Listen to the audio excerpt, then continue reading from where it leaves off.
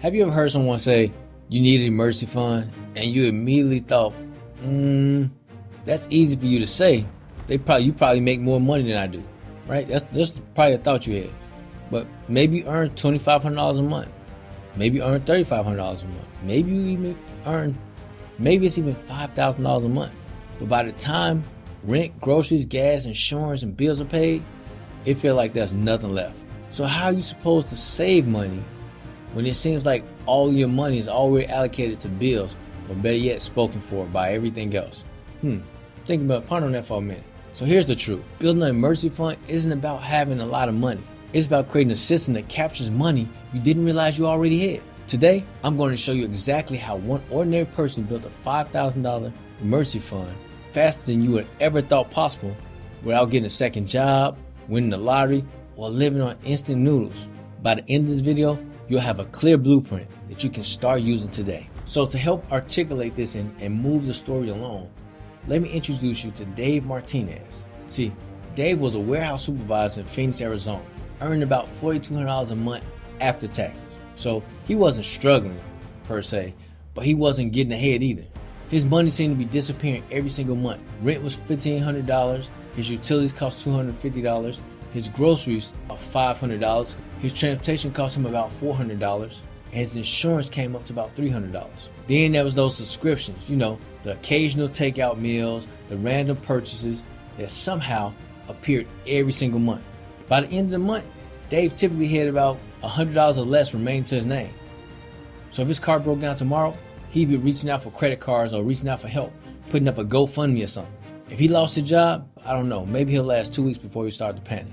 He knew he needed an emergency fund. He knew this. Like most of us, people see cigarettes, they say they're bad for you, may cause cancer. And we say, oh, I'm gonna smoke them anyway because they make me feel good. Then you get mad when you get cancer. So he knew he needed an emergency fund, but he still didn't get one. He just couldn't figure out where the money would come from for the emergency fund. Then one evening, while reviewing his bank statements, he made a discovery that changed the way he's seen things. Because he wasn't broke, he just had leaks. They need to be patched. Now granted, it was a lot of them, and he found them. He found 3 streaming services he was rarely using that added up to $42 a month, a gym membership that he hadn't used in 6 months that was $35 a month, food delivery fees that averaged about $90 per month, impulse purchases from online shopping. It was Amazon, it was Temu, and that came out to nearly $150 a month on the low side. He had those Starbucks visits that cost him about $80 a month. And his total, oh my God, it was almost $400 a month. Now let's be clear, none of these purchases were evil, none of them. So I don't feel like, oh man, Starbucks bad. No, none of them are evil. I personally drink Starbucks myself. The problem wasn't that Dave was spending money. The problem was that he never intentionally decided where that money should go. And it simply disappeared because he didn't. So once he saw those numbers, he realized something very, very important that most of us don't see and we don't pay attention to. Because he wasn't trying to find extra money, he was literally just trying to redirect his existing money. I know most of us think emergency fund is built for saving whatever's left over. Well, that's backwards. As some people I heard some young kids say, that's hustling backwards. Because most months, nothing is left over. What can you save from nothing? Nothing from nothing leaves nothing. So Dave started using what we call the pay yourself first approach. The moment his paycheck arrived, he automatically moved money into his savings. Before spending, shopping, before those temptations had a chance to even set in or even cross his mind, he had already started with the $150 automation every paycheck. Saying he was paid twice a month, that means he had invested $300 a month. Then he redirected the $400 found from those money leaks. Now he was saving about $700 a month. That's when momentum started building and acceleration began to go, so he gets faster and faster. So David didn't stop there. He wanted to build his emergency fund even faster. So he used 3 simple acceleration strategies. First, he saved unexpected money. Tax refunds, cash gifts, work bonuses, overtime pay. Instead of spending those windfalls, he split them. Part for fun, part for emergency fund. Second, he sold things he no longer used. Old electronics. He had some old iPhones and stuff that he never used in years. Old laptops, old computers, old stuff in his garage and his attic. old unused tools that he got a long time ago, a game system that was just collecting dust, and extra furniture. And within a few weeks, he added another $900 in savings. Third, he started using cashback reward programs for purchases that he was already going to make, like groceries, gas, household essentials. And a good tool for that is Rakuten, and you'll find that link in the description, so you can do the same. What if shopping could earn you cash instead of just costing you? You've been stuck in the cycle, tap, swipe, spend, watching your paycheck just disappear. But one day, after you stumbled onto this app called Rakuten, you ask yourself, why am I paying full price when I don't have to?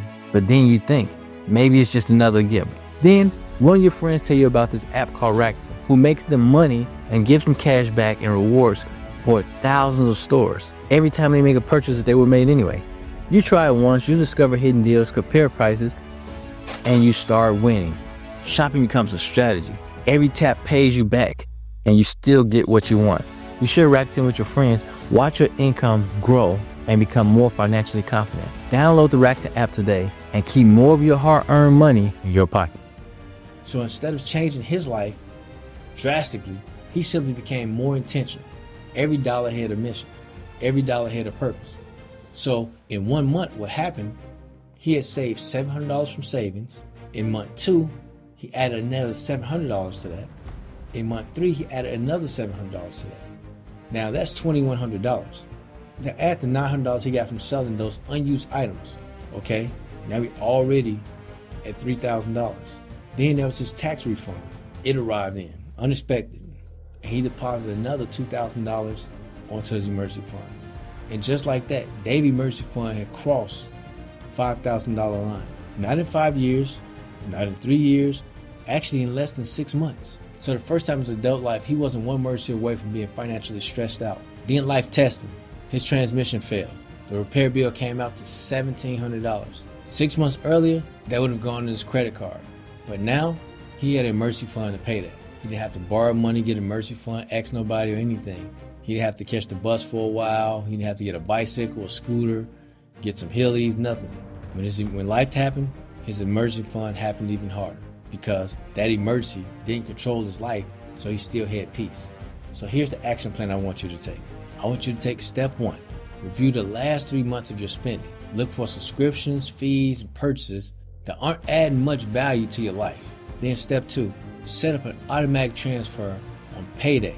So even if it doesn't matter, even if it's $10, $20, $25, $50, just automate it, because automations beat motivation and discipline every single time. I guarantee it. Step 3, save any unexpected money. That's some bonuses, refunds, gifts, side hustles, extra income, whatever you got. You pick up a penny on the ground, whatever. That goes into that savings. Step 4, sell any and all unused items just sitting around your house collecting dust. Because many people have hundreds or even thousands of dollars just collecting dust. Step 5, give every saved dollar a purpose. Your emergency fund is not extra money, it's your future protection. See, building an emergency fund fast isn't about being perfect. It's about becoming intentional. It's about turning financial surprises into minor inconveniences instead of major setbacks. So here's my question for you. If you reviewed your spending habits, everything today, how much of money do you think you could redirect towards an emergency fund this month? Leave your answer in the comment below. And in the next video, I'm going to tackle a challenge that millions of us face on a daily basis. And that is how to get the most out of a small paycheck. And when I say small, anything less than $100,000. It could be anything less than $10,000. Just getting the most. It could be anything less than $5,000. Anything less than, if you're getting $2,000, anything less than that. It doesn't really matter. Well, whether you're on a fixed income or you're just on a paycheck to paycheck type of budget. I'll show you how people on ordinary income can stretch their money farther to get more out of it, create financial breathing room, and make meaningful progress towards their goals. Until next time, keep thriving financially. And remember, don't take notes, take action.